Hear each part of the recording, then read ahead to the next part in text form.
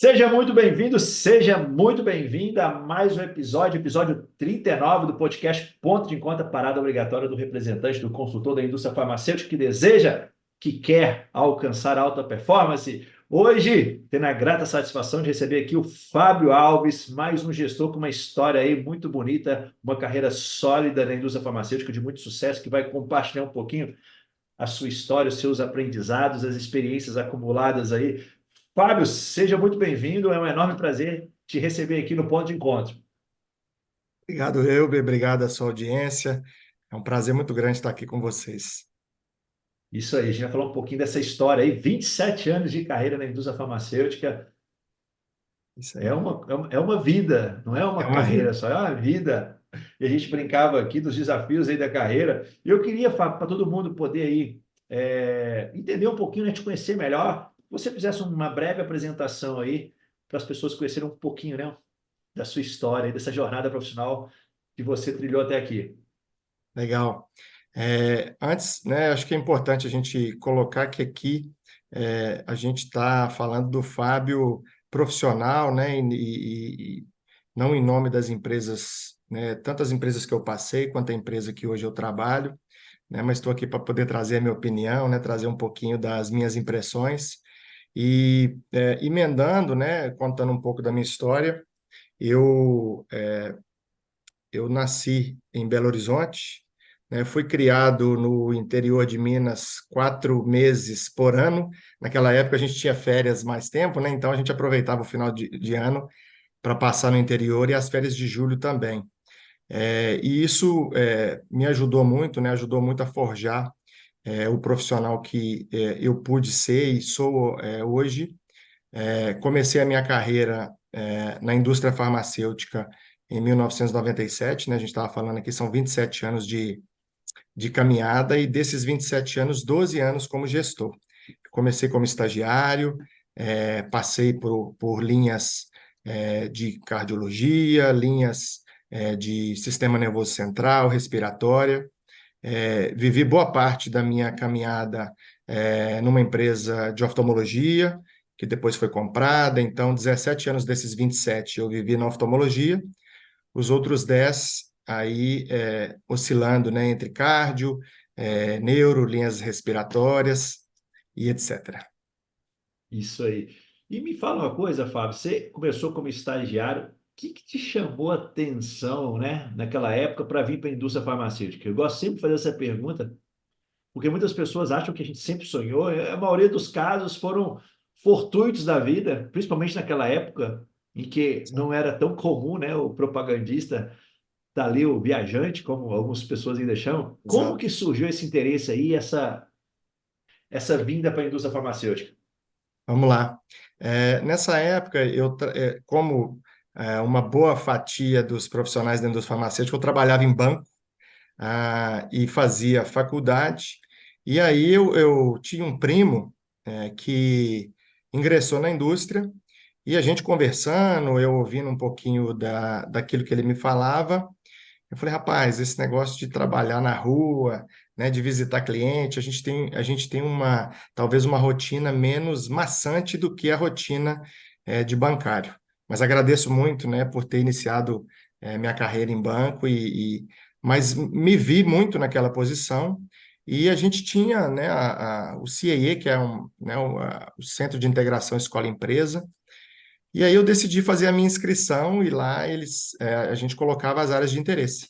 E aí, né, eu coloquei a área de interesse da indústria farmacêutica, e para minha surpresa, logo em seguida eu fui chamado para um processo. E aí, né, comecei a fazer, e aí fiz o processo e, obviamente, né, tive uma notícia positiva e ingressei numa empresa visitando acadêmicos de medicina. Mas o que te chamou a atenção para você colocar a indústria farmacêutica lá como algo de buscar? Teve alguma coisa que te chamava a atenção naquela época? É, essa questão da interação, né? Como eu disse, assim, eu achava muito bacana o fato da gente poder interagir com outras pessoas, conhecer várias pessoas ao longo do nosso dia, né? Então, eu sempre fui uma pessoa muito falante, né? E gostava desse tipo de interação. Então, isso foi o que chamou mais a minha atenção naquele momento, né? Até porque é, o, o salário não era muito diferente do que eu tinha em banco. Então, assim, não era uma coisa que naquele momento, para mim, tinha muita importância. Eu era um estudante, né? Mas eu acho que essa parte da interação com muitas pessoas, né, ao mesmo tempo, foi o que me chamou mais atenção num primeiro momento. É legal você falar isso porque, apesar da gente visitar o mesmo painel médico ali, basicamente no ano, mas os dias são todos diferentes e sempre acontecem nuances diferentes ali no dia a dia, né? Porque são Sim, pacientes diferentes dentro do consultório, o seu dia ali acontecem situações que não estão no nosso controle.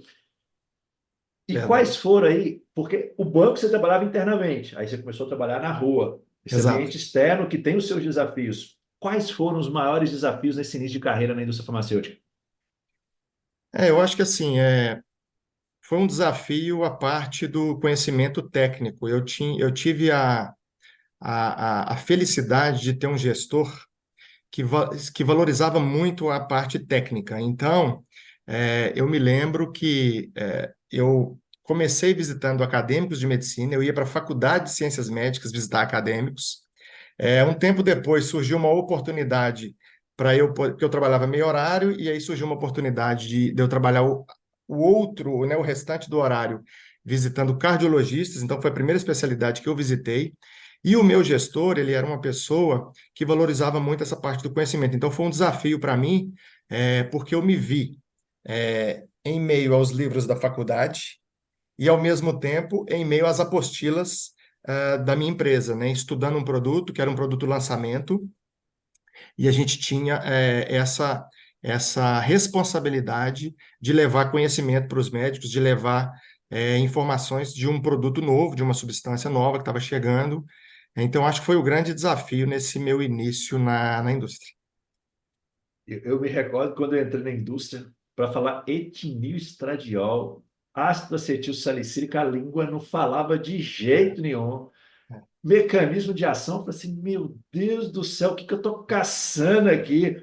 É Só desse que jeito, eu, meu amigo. eu tinha saído de um desemprego, eu falei assim, não tem coisa, pode ser pior, não. Então eu vou ter que enfrentar, pegar esse chifre desse boi aqui, vou ter que derrubar ele.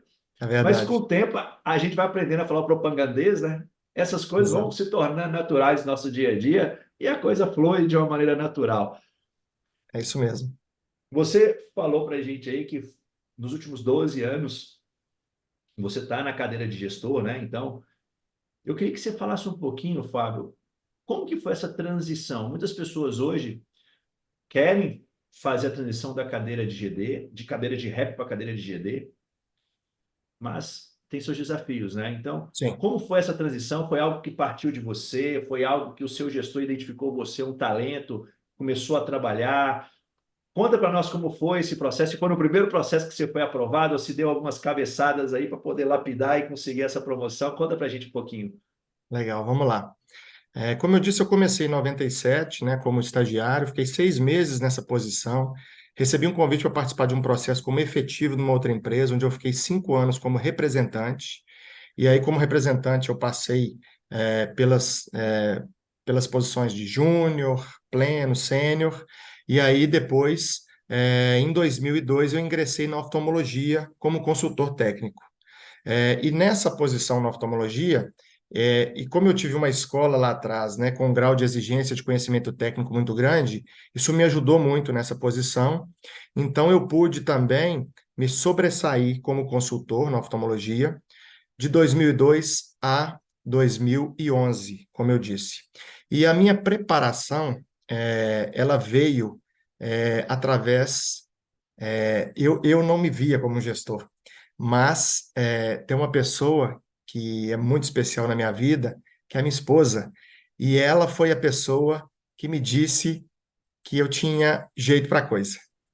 E aí eu falei assim, mas você está brincando comigo? Eu tô muito bem na posição que eu estou, premiado, reconhecido na empresa e etc. Eu estava ali numa zona de conforto, numa zona de confiança, né? Eu tinha o controle dos meus clientes, eu tinha um relacionamento fantástico.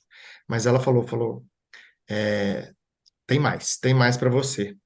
E aí, o que que aconteceu? O meu gestor, em 2009 para 2010, ele chegou para mim e falou: Olha, eu vou iniciar um processo de transição. Meu gestor era de Ribeirão Preto e ele queria voltar para casa. E ele iniciou um processo de transição nos anos de 2010 e 2011, e eu participei desse processo. Eu mais outras pessoas, eu e um colega da mesma empresa, e também a empresa iria observar profissionais de fora.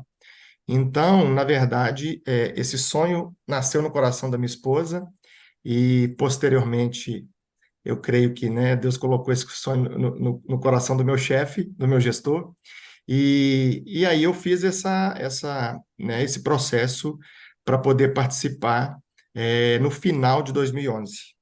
E aí eu fui escolhido como gerente naquela época, né, quem tinha consultor era chamado de gerente regional, mas é a mesma, né, faz o papel de gerente distrital.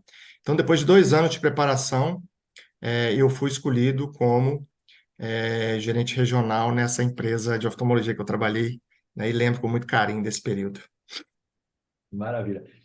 A gente tem uma semelhança nisso aí, porque quando eu fui participar do meu processo para gestão, eu não queria participar naquele momento porque eu tinha tido uma experiência anterior e eu estava muito chateado. Eu tinha tido um acidente sério, que eu quase morri na estrada, fiz uma cirurgia e tudo. E eu estava chateado com muitas coisas que aconteceram, eu não queria, mas a minha esposa falou assim: não, você vai sim, você tem tanto tempo que você fala que você quer, e quando surge a oportunidade você não vai? É, Não, você tem que ir. Ela foi, colocou fogo em mim, e eu participei, fui aprovado no processo, aí a gente mudou para Belo Horizonte, eu moro aqui em Montes Claros, né? Naquela época eu também morava, e foi uma experiência muito bacana. A cadeira de gestor hoje, né, cada dia como um todo, ela tem trazido diversos desafios, né? sim. Então, o que que você vê hoje como o grande desafio do gestor na liderança de um time?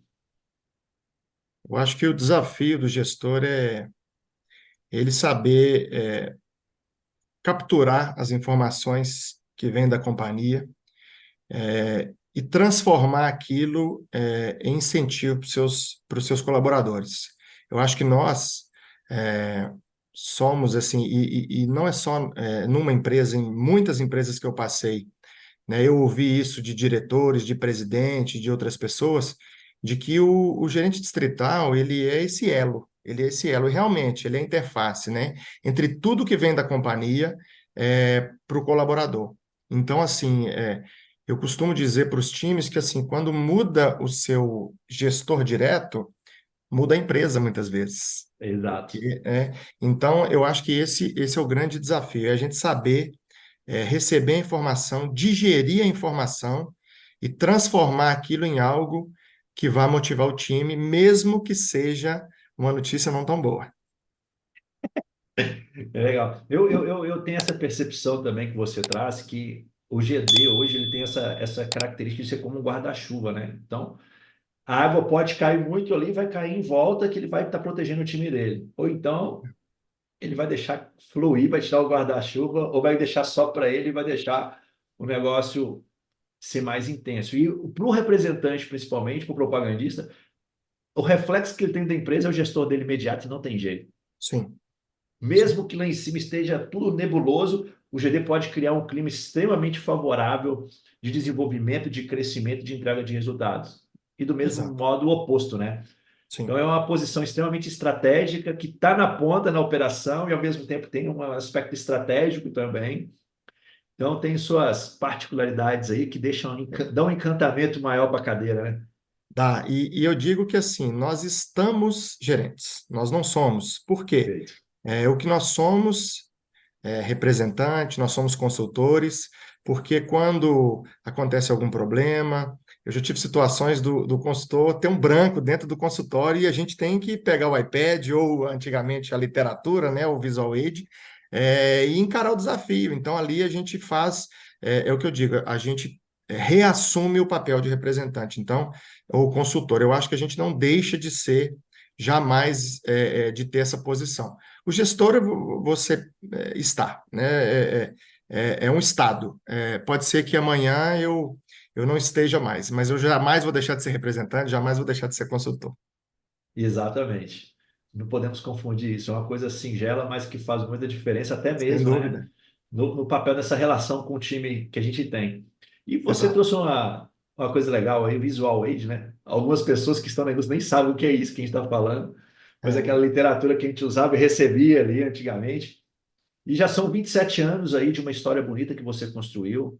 Lá atrás, entrando como estagiário, crescente até chegar na posição atual da gestão que você tem. E nesse período desses 27 anos, com certeza muitas mudanças aconteceram. Eu queria que você trouxesse aqui qual dessas mudanças, foi a que mais te marcou na sua trajetória profissional até aqui? tá. Eu acho que assim, uma mudança marcante que a gente vem cada vez mais encarando a velocidade disso eu não digo a chegada, mas foi a intensificação da tecnologia. Então, eu entrei, né, eu ingressei na indústria farmacêutica num tempo em que a gente trabalhava com ficha, você tinha um roteiro, que você fazia na mão, no caderno, você anotava na sua ficha, você preenchia as visitas ali numa listagem carbonada para enviar para a companhia, e aí, com o passar do tempo, foi chegando o pager, depois chegou o telefone celular, né, veio aqueles pads, né, que eram menores, e depois a coisa foi se intensificando. E eu acho que assim, a chegada da tecnologia foi uma mudança muito, muito, muito grande, e algo que eu percebi assim que fez muita diferença na minha vida, né? Em alguns pontos, diferença positiva, e outros pontos, diferença talvez não tão positiva. Legal. A tecnologia, a gente não tem como lutar com ela, né? Um efeito externo, a gente tem que tentar se adaptar e a gente vive outra revolução hoje, que é a inteligência artificial, né? O Estamos aqui quanto que ela conversando graças à vai. tecnologia, né? Então, assim, Exatamente. essa conexão Belo Horizonte, Montes Claros, na verdade, eu estou em Ipatinga essa semana, Ipatinga, Montes Claros, graças à tecnologia. Então, por isso eu digo, né, que muitas coisas positivas a tecnologia trouxe para a gente. E esse podcast só vai chegar a mais pessoas por causa da tecnologia também. Exatamente. Então, a gente vê o quanto que ela é importante, né? E Perfeito. esse aspecto é muito importante porque no mundo que a gente vive hoje, com essa informação e essa mudança tão acelerada, né? Como a gente pega a curva assim de evolução das coisas nos últimos anos, a gente vê que ela vem numa crescente muito forte com os aspectos tecnológicos que vão impactar a vida da gente, principalmente, né, daqui a uns anos, até mesmo esse impacto na relação com o médico. Exato. Então, a gente precisa estar em constante evolução, aprendendo novas habilidades para poder estarmos acompanhando o mercado farmacêutico e o mundo de uma maneira geral. E em cima disso, eu quero te trazer uma pergunta, Fábio. Como que você vê aí as habilidades que, ao longo da sua carreira, você foi observando que diferiam os representantes medianos dos propagandistas de sucesso com os quais você conviveu? Eu acho que, assim, uma coisa que eu sempre percebi foi a coragem. Eu falo muito disso com o meu time, né? E os outros times também, e né, se por acaso algum ex-liderado meu assistir esse podcast aqui, vai se lembrar. Não confunda coragem com loucura. Era uma frase que eu dizia para o meu time, sabe? O pessoal até da outra equipe fazia figurinha no WhatsApp para poder enviar. Eu acho que assim, a coragem, e aí é justamente o que? É o representante ter atitude, é o representante ou o consultor, né, o profissional da indústria, ele não esperar tudo de mão beijada da empresa e sim procurar, né, o seu autodesenvolvimento, e instigar, né, o seu gestor para poder buscar outras oportunidades, caso seja do seu interesse, ou a progressão dentro da sua função, dentro da sua cadeira, né? Eu digo que é o representante, é o consultor, encher a cadeira, né, para que ele possa é, ser reconhecido. Então, eu acho que assim, a questão da coragem, da atitude, da proatividade, né, você ter postura, isso foi algo que eu observei em profissionais de alta performance. Então, eram pessoas que estavam à frente dos demais e não longe de falar de arrogância, nada disso, mas eram pessoas de atitude, né, que talvez poderiam até ser confundidas, mas muitas vezes essa confusão era por parte de pessoas que tinham mais vontade de ter aquela atitude, e não conseguiu. Então, assim, isso é algo que eu sempre percebi em profissionais diferenciados, né? A atitude, a coragem, não a loucura. São coisas diferentes e que precisam ficar Bastante. claras, né? Sem Porque dúvida. eu costumo dizer, Fábio, que a ação é que gera resultado. Então, quando a gente para, cara, não vai vir resultado nenhum daquela ação. Então, você precisa ter a coragem de enfrentar o status quo próprio, né? Essa tendência nossa de permanecer na zona de conforto, como também a coragem para enfrentar situações para oportunidades surgirem, principalmente diante do médico. Assim, em muitas situações, eu me deparei com profissionais que eles queriam ser promovidos, por exemplo, né? Então, poxa, né, o que que eu faço, e etc. Assim, esse era um conselho que eu dei para vários deles. Trabalhe a ponto de ser impossível para a empresa não te promover. E o que que é o trabalho a ponto? Muita gente talvez pode levar isso, né, interpretar isso como trabalhar muito. Trabalhar muito é diferente de trabalhar bem. Então, trabalhe com inteligência, né? Trabalhe é, buscando entregar para a empresa além daquilo que você está sendo, entre aspas, cobrado, né? Solicitado. Então, o representante, o consultor que entrega aquilo que a empresa solicita, ele está na média, né? Ele cobre. Então, né? Com todo respeito, é o profissional mediano. Ele está na média. Então, aquele profissional de alta performance, aquele profissional que quer se destacar, não tem para onde fugir. Ele precisa fazer além, né? E todos nós, como profissionais, precisamos fazer além. Então, esse foi sempre, sempre um conselho que eu dei aos meus colaboradores. Trabalhe a ponto de ser impossível para a empresa não te reconhecer. E em cima dessa situação, quais são os pontos que você acha mais importante, que você considera mais importante para o representante chamar a atenção? Porque hoje eu concordo em gênero e grau com o que você fala, a gente tem que se preocupar mais com a qualidade do que a gente faz do que a quantidade. Então, muitas vezes eu vejo representantes ali focados muito no quanti, esquece do quali, que é a maneira como você vai fazer sua propaganda, como você vai abordar o médico. Como que eu posso chamar a atenção a ponto das pessoas falarem assim, é impossível não promover o fulano?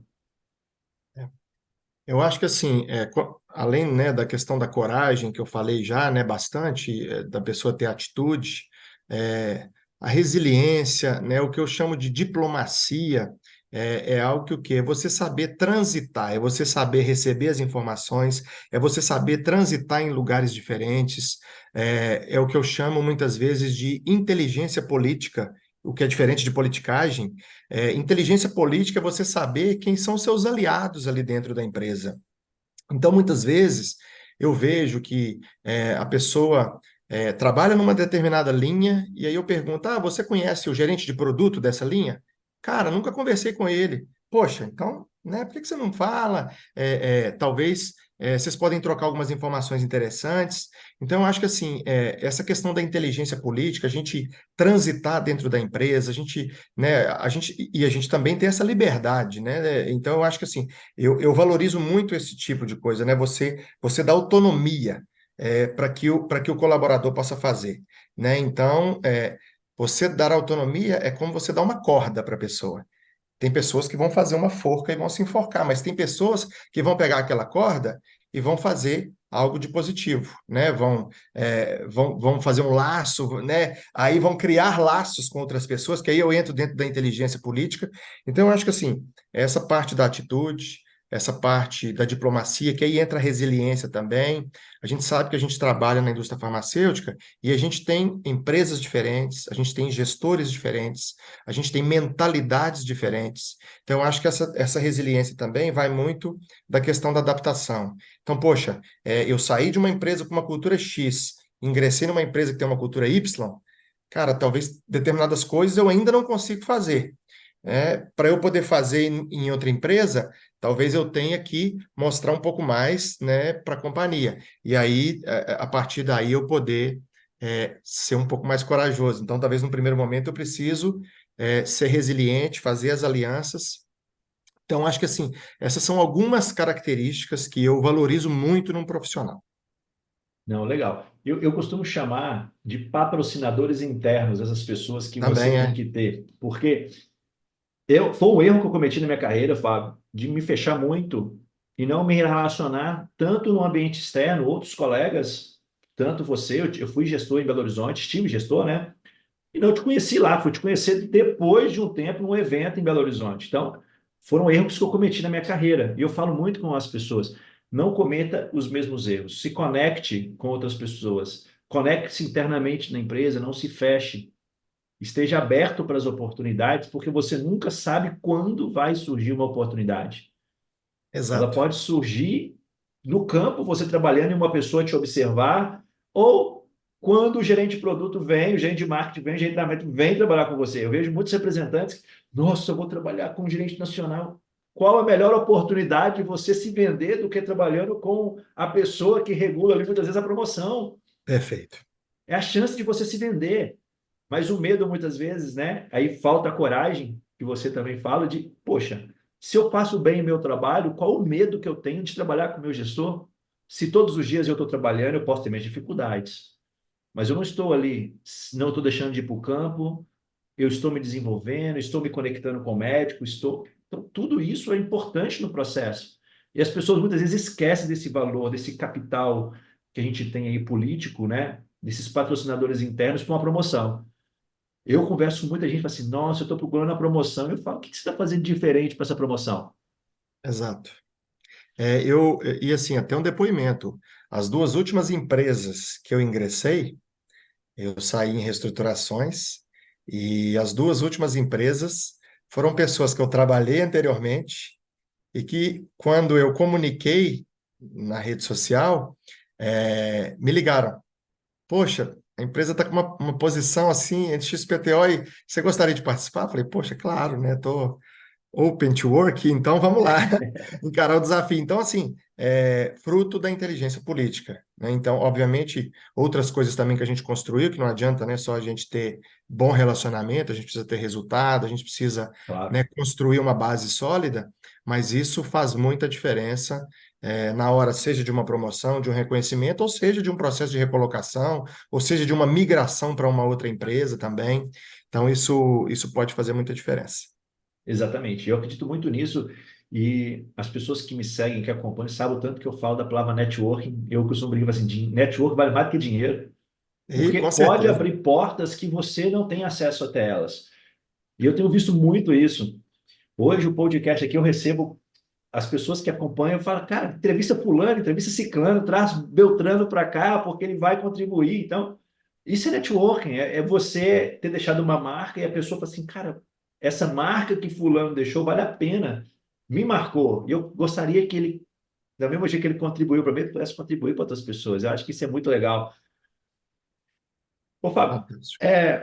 eu normalmente, né, quando vou receber um convidado aqui no ponto de encontro, eu sempre bato um papo com ele antes para poder entender da carreira, daquela história dele, o que que eu vou trazer para poder bater um papo com ele. E na nossa conversa, me chamou muita atenção a expressão tamo junto. A gente fala muito, né? Tamo junto. As pessoas Tamo falam junto. isso aí a todo momento.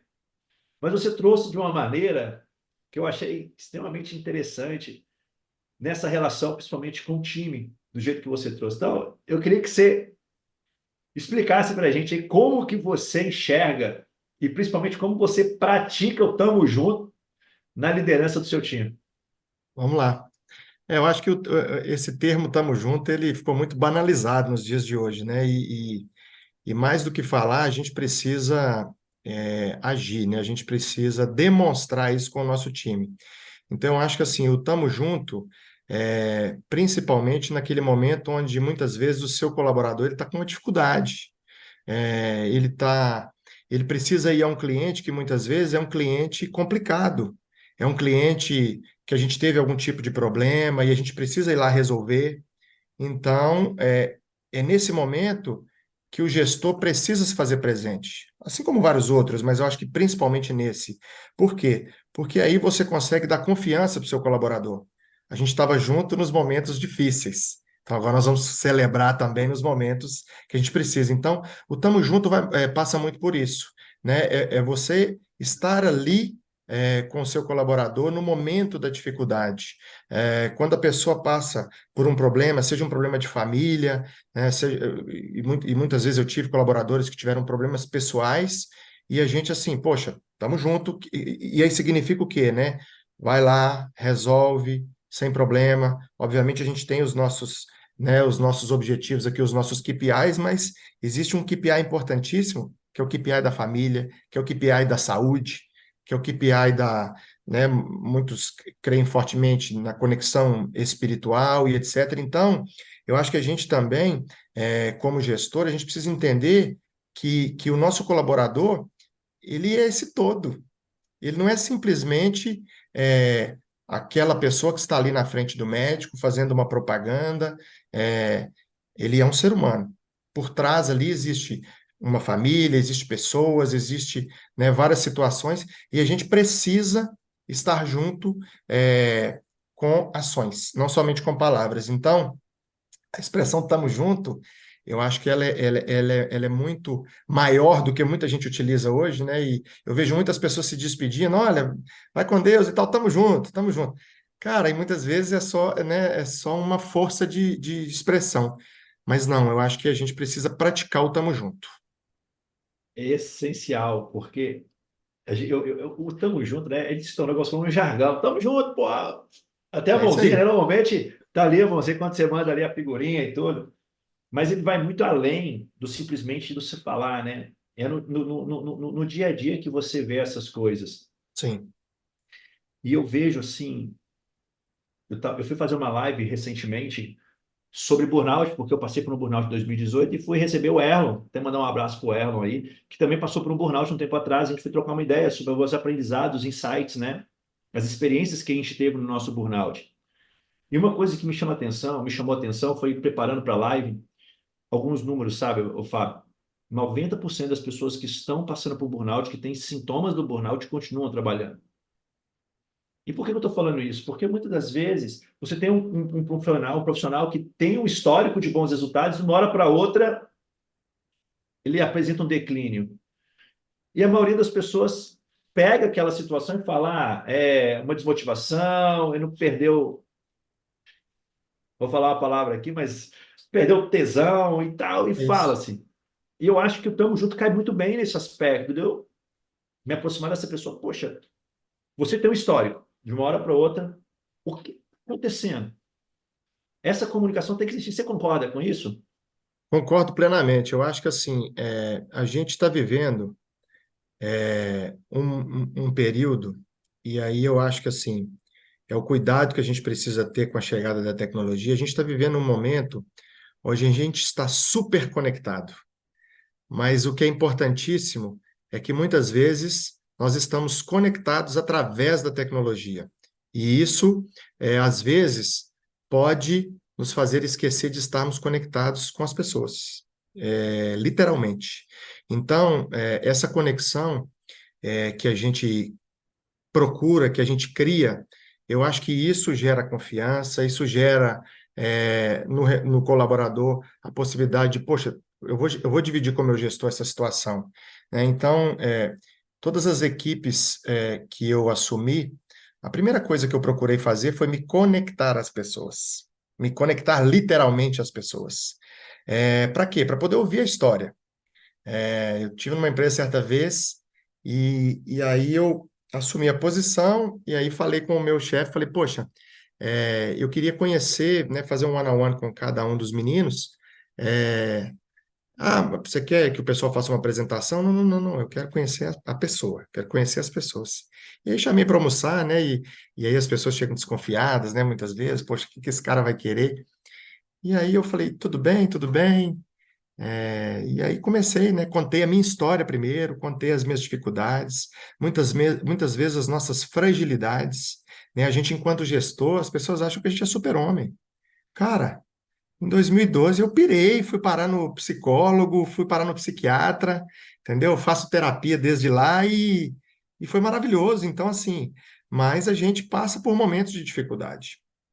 E a gente muitas vezes, né, a gente vê gestores que talvez se considerem super-heróis e a gente todos são e ninguém é ao mesmo tempo, né? Porque o cara que está à frente como rep, como consultor, ele é um super-herói também. O cara está ali tirando o número todo dia, seja o pedido, seja a receita. Então, assim, eu acho que essa conexão ela é importantíssima.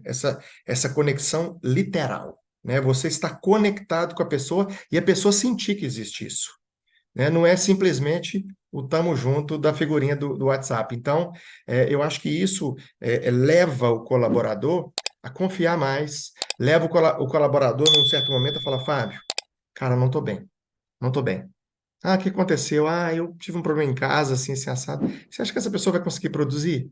Entendeu? Você tá muitas vezes, você está forçando, é como um carro que está com algum defeito e você está querendo acelerar mais aquele carro. É, Naquele momento ali, você precisa tirar o pé. Fala, cara, o que que eu posso fazer para te ajudar? O que que você precisa? Ah, eu não sei. Vai para casa, resolve, e aí depois a gente se fala, ok? E aí você nem precisa da expressão, tamo junto. Porque a pessoa, você já agiu, Já sentiu, né? Ela ela já sentiu, tamo sentiu. junto, ela sentiu. Então, assim, eu acho que isso, se a gente conseguir entender essa mensagem, é, a gente consegue manter, né, os níveis de sanidade mental em níveis aceitáveis, em níveis controlados, né, onde as pessoas conseguem ter vida pessoal, ter vida profissional, né, conseguem equilibrar as coisas. Eu vejo muitas pessoas que é, levam o trabalho para casa e muitas vezes é por uma questão de orientação, de organização. A pessoa, poxa, pode se organizar para fazer mais ali ao longo do dia e ter o tempo de qualidade com a sua família, para poder fazer, seja uma terapia, uma atividade que goste, né, um exercício físico, como eu particularmente gosto, né? A gente estava falando aqui um pouquinho antes de doce, né? E quem me conhece aqui sabe que eu sou um apaixonado por doce e sabe que eu faço academia para comer doce, né? Então, mas é um prazer que a gente, né, pode se dar ao luxo, por quê? Porque existe um equilíbrio. Cara, eu gosto de doce, só que eu preciso fazer alguma atividade para queimar o doce.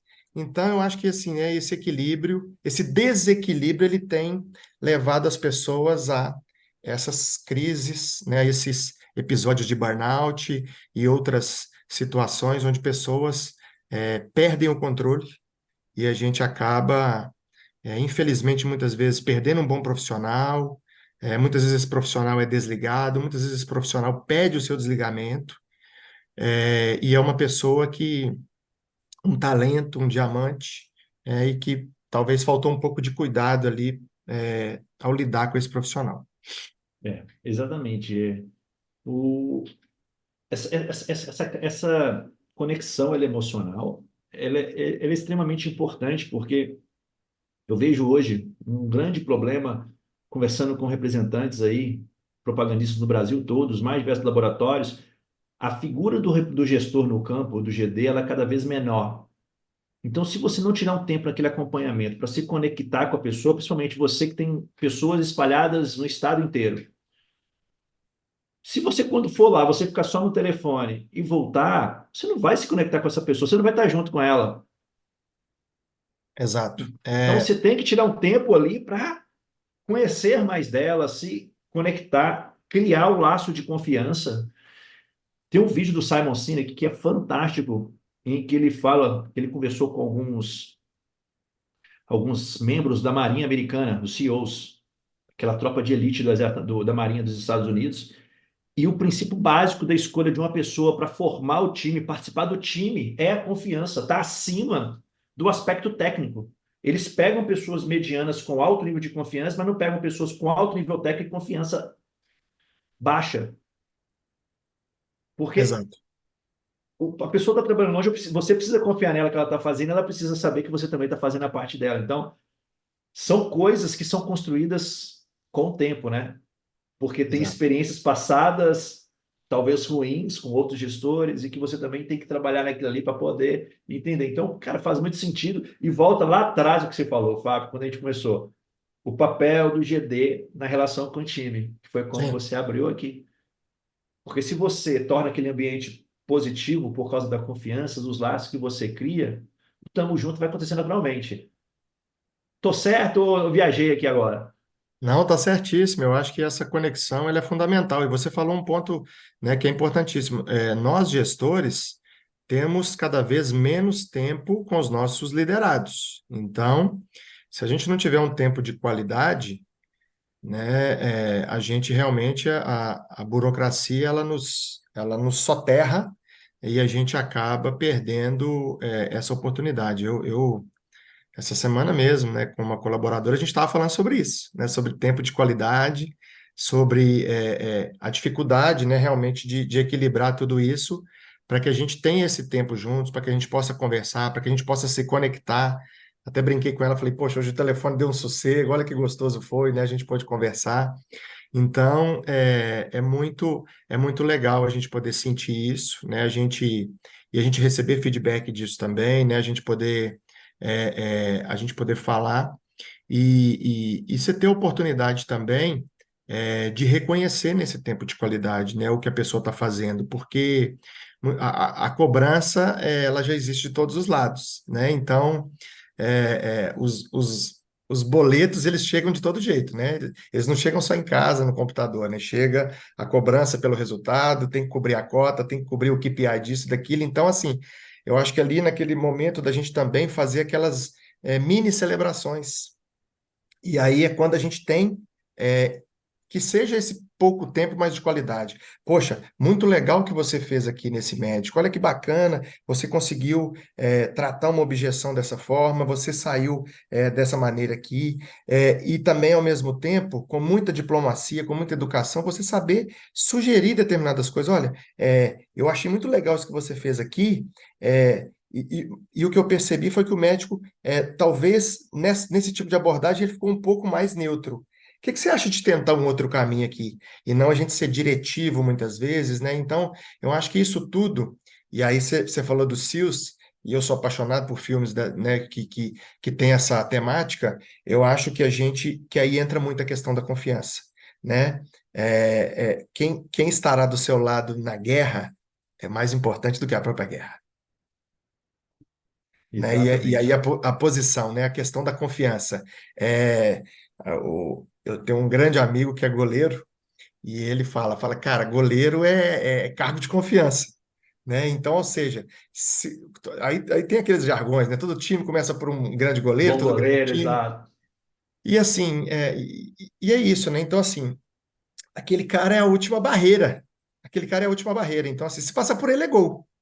Então, acho que então o time precisa confiar, né? Então, acho que o gestor nesse cenário, ele muitas vezes é esse goleiro, é o cara que a galera vai olhar ali para trás e falar, não, ele tá lá, ele tá lá. Então, beleza. Se acontecer alguma coisa aqui que fuja do nosso controle, o cara tá lá e aí a gente tá junto nessa, né? Então, vai muito disso e a qualidade do tempo, já que a gente não tem quantidade, é primordial. Exatamente. Eu vejo muito isso. É uma coisa que tem que se buscar, né? E é um caminho de mão dupla, porque muitas das vezes o rap, ele fica um pouco receoso até de conversar com o GDD. Fala assim, pô, cara, eu quero que você venha mais para a gente ter essas interações. Você me ajuda, porque reforça esse laço de confiança. Porque muitas das Exato. vezes o gestor se sente como se estivesse chegando num ambiente que não é bem querida. Cara, a gente não quer voltar num lugar que a gente não é bem recebido. E já existe o estigma, né? Então, assim, nossa, meu chefe vai trabalhar comigo amanhã, É, etc. Então, aí já rola aquele estresse. Então, assim, eu acho que se a gente, enquanto gestor, a gente também não trabalhar para poder mudar esse ambiente, né?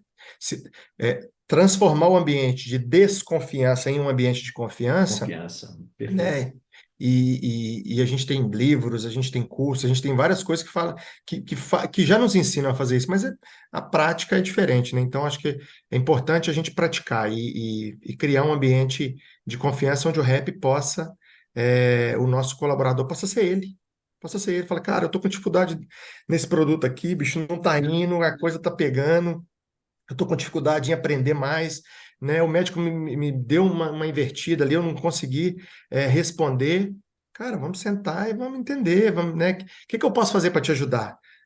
O que a empresa pode fazer para te ajudar? Esse é o treinamento que você precisa, é o gerente de produtos. Você quer conversar com outro colega que é mais experiente? Então, acho que, né, de novo, né, o gestor é o elo para poder gerar confiança, desenvolvimento e etc., né, para um colaborador. Exatamente. E factível de erro, né? Então, esse que você falou um pouco antes do Superman, da Mulher Maravilha aí, do gestor, não existe, cara. Já foi-se a época, né, que a gente achava que o gestor tinha que saber tudo, tinha que...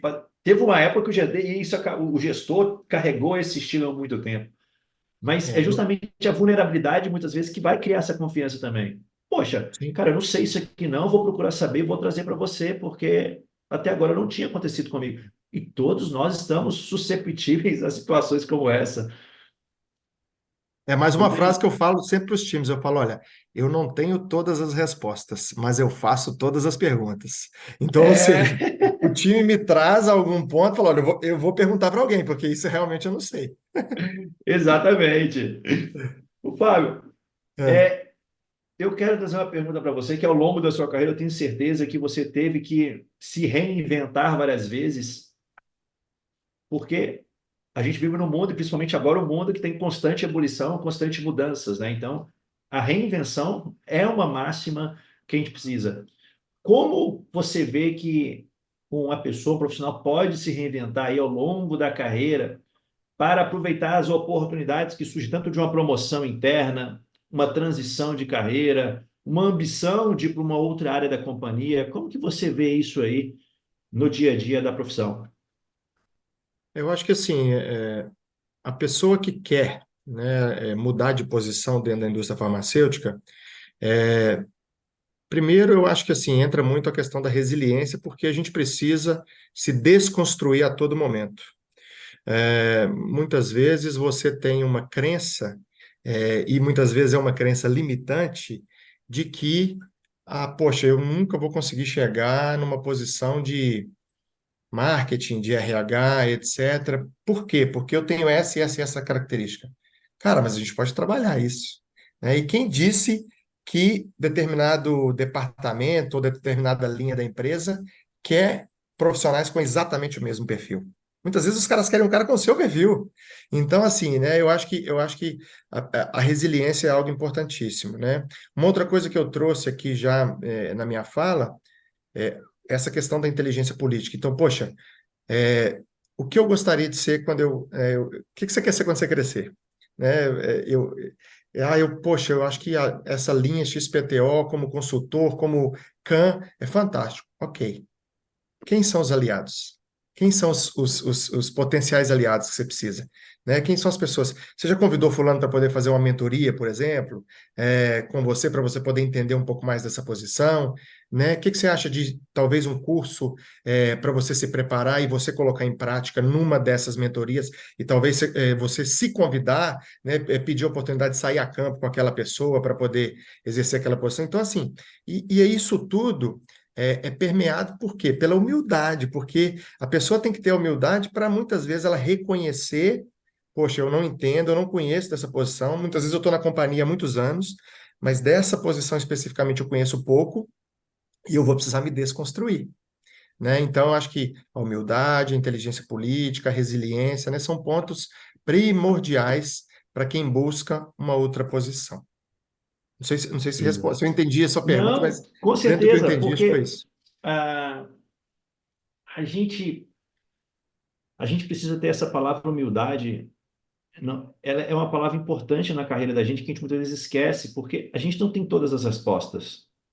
Existem pessoas que vão ter as respostas que a gente precisa.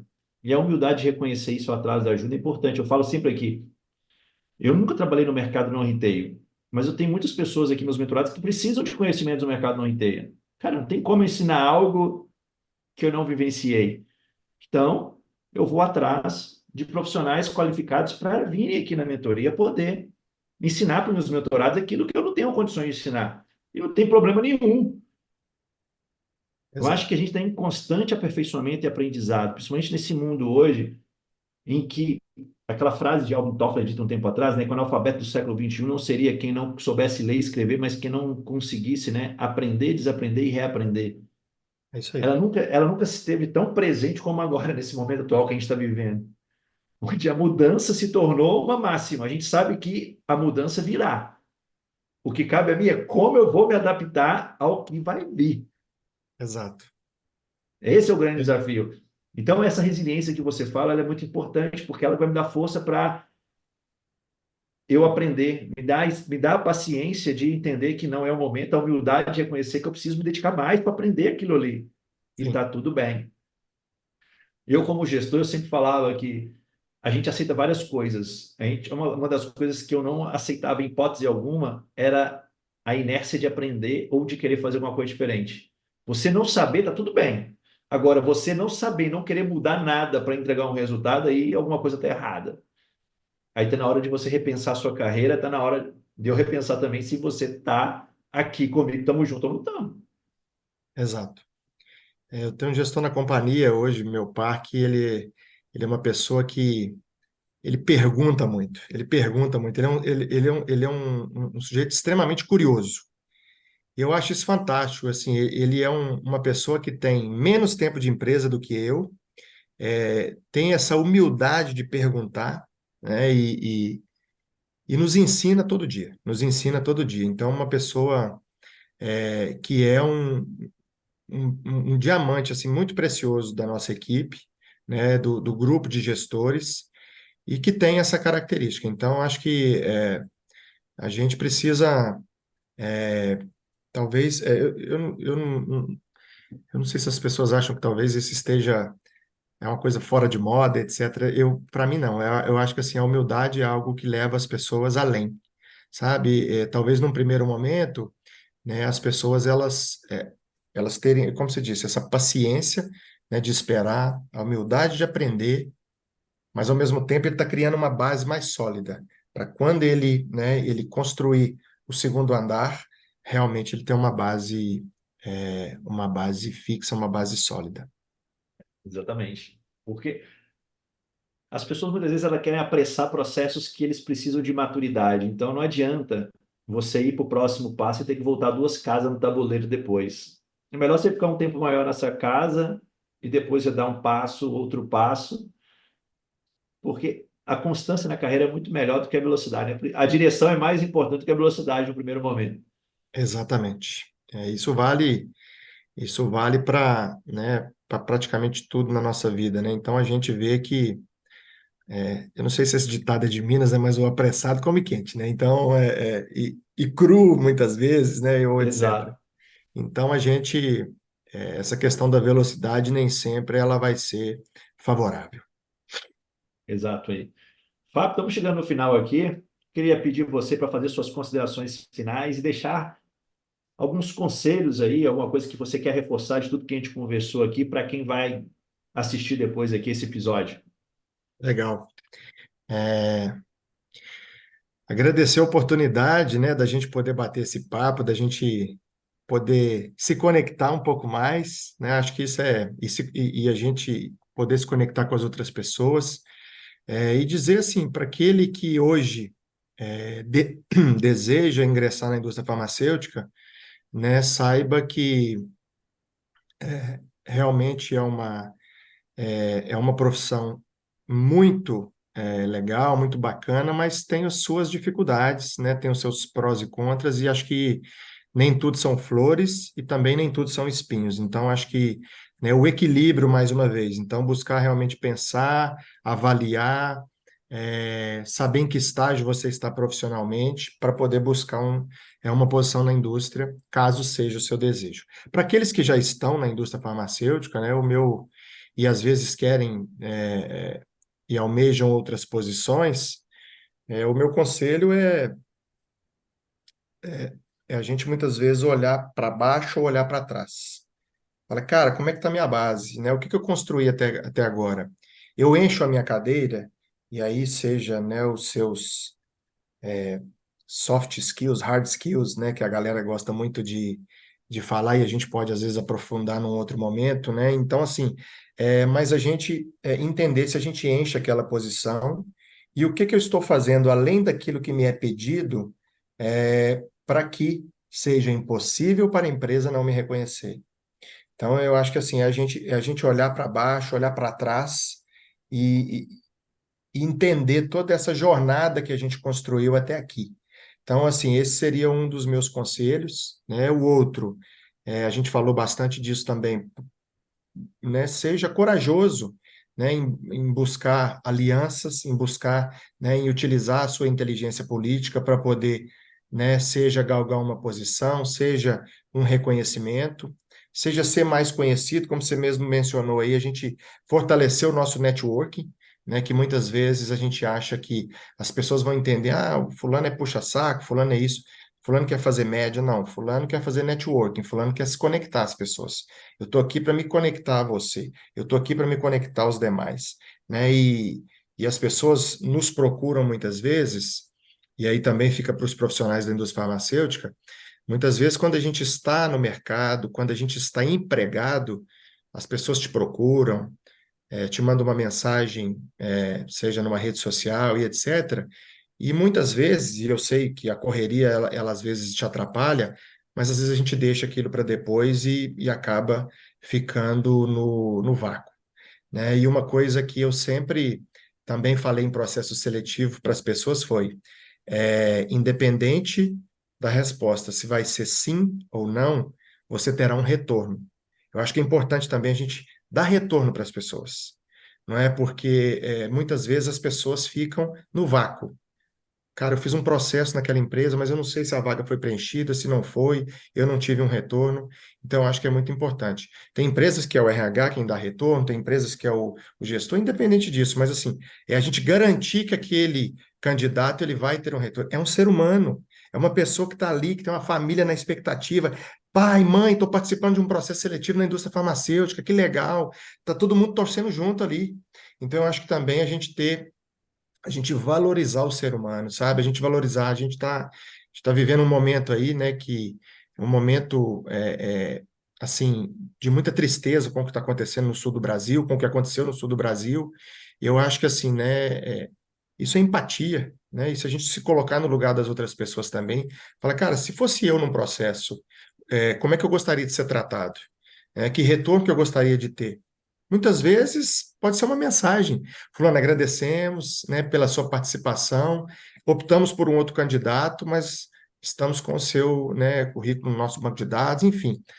Muitas vezes é uma mensagem automática, mas é uma Uma mensagem, é uma mensagem. atenção, tá? Então, empatia, inteligência política, né, resiliência, humildade, né, olhar para trás para que a gente possa tomar embalo, né, e para depois a gente poder galgar aqui que a gente quer ir né, e eu sempre à disposição, quem me conhece sabe que eu sou um apaixonado por pessoas. Está na minha descrição lá na minha rede social profissional, lá no meu LinkedIn, né, um apaixonado pelas pessoas. É o verdadeiro tamo junto. Tamo junto, tamo junto. Na hora do final, engasga. Tá vendo? Foi, ficou tão empolgado. Ô, É Fábio, quero isso. que te agradecer muito aí, cara. Foi um prazer te receber aqui no Ponto de Encontro. Um papo leve. Eu tenho certeza que vai contribuir muito. Você falou do seu LinkedIn, vai estar aqui na descrição do vídeo o seu Legal. link para poder as pessoas que acompanharem aqui poderem te seguir, conhecerem um pouco mais, você se conectarem contigo. E eu quero convidar você que assistiu até agora para também curtir, comentar, compartilhar esse podcast aqui, para que a gente possa fazer esse movimento alcançar mais e mais pessoas. Tenho certeza que as contribuições do Fábio aqui vão ajudar muito você que quer crescer, você que quer ingressar no mercado farmacêutico. Fábio, muito obrigado mais uma vez. Fica com Deus, sucesso na sua jornada e as portas do Ponto de Conta estão sempre abertas aqui para você. Obrigado, obrigado, né, pela oportunidade, obrigado a todos aí, a sua audiência, e tamo junto. Tamo junto. Valeu, fui!